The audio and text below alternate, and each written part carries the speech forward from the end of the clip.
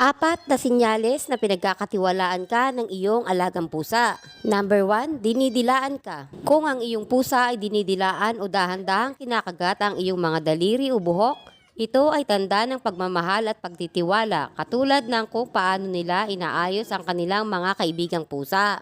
Number 2, gumulong sa kanilang likod. Kapag inilantad ng iyong alagang pusa ang kanyang tiyan sa iyong harapan, nangangahulugan ito na nakakaramdam siya ng pahinga at pinagkakatiwalaan ka ng iyong alagang pusa. Number 3, pagkain mula sa iyong mga kamay. Kapag ang iyong pusa ay kumakain ng mga pagkain ng direkta mula sa iyong mga kamay, ipinahihiwatig nito na ligtas sila at malapit sa iyo. Number 4, naghahanap ng iyong atensyon. Kapag sinusundan ka ng iyong pusa sa paligid ng iyong bahay, umupo malapit sa iyo, o ngumingiyaw ng malakas kapag nasa malapit ka, ito ay isang malinaw na indikasyon na nasisihan siya sa